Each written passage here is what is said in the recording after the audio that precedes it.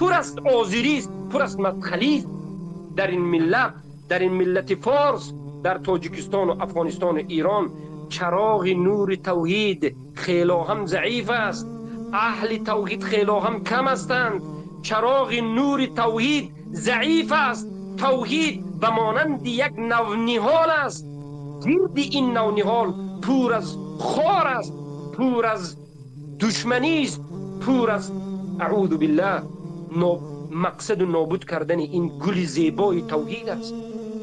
ای علما، ای عبدالظاهر داعی و معروف راسخ، حفظکم الله، این نقطه اخیره که در شما باقی مانده، مذهب اهل سنت و الجماعت که بیان کرده که عاذر المشرک تقسیمات و تفصیلات خود را دارد، این نقطه آخر سببی اولا مشکلی سر خود شما نشود، سببی از منهج بیرون شدن شما نشود، سببی به عقب گشتن شما نشود، سببی پراکندگی این امت نشود، سببی حکم به سر خود شما نشود، سببی باز غمگینی برادران و خواهران نشود، سببی از دست دادن شما برادران عزیز ما نشود.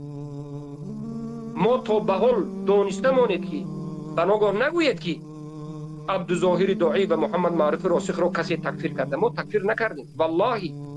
عبدالظاهر داعی حفظه الله، محمد معروف راسخ حفظه الله میگی.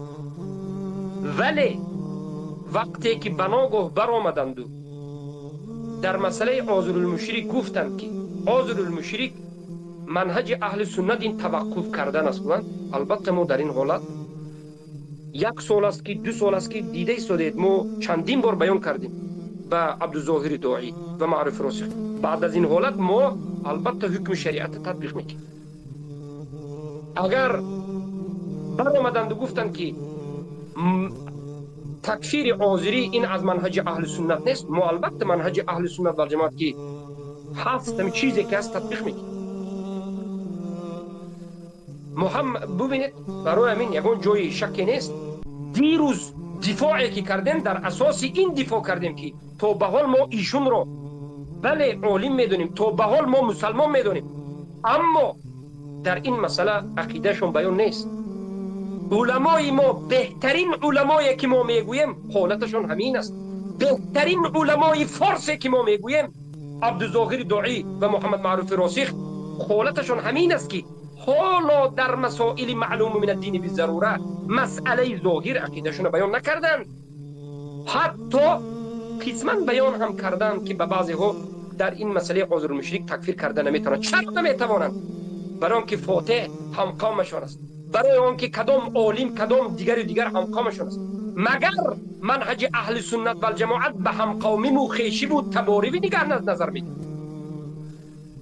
عبدالظاهر داعی محمد انصاری را آیا تکفیر میکنه؟ محمد معروف راسخ محمد انصاری عبدالرحمن فاتح آیا تکفیر میکنه؟ نمیکنه. برای چی؟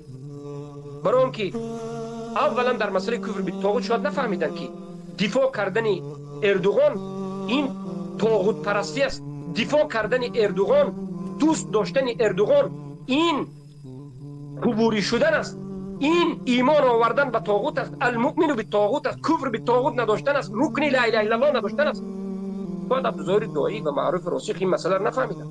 شاید قومگرایی غلبه کرد، شاید ملتگرایی غلبه کرد. چرا تکفیر نکرد؟ والله اعلم. در این مسئله مصلحه مقصده وجود ندارد. بله ظاهرا تکفیر نکرده باشید هم لااقل گرد اطراف شما بفهمد که اینو کیست.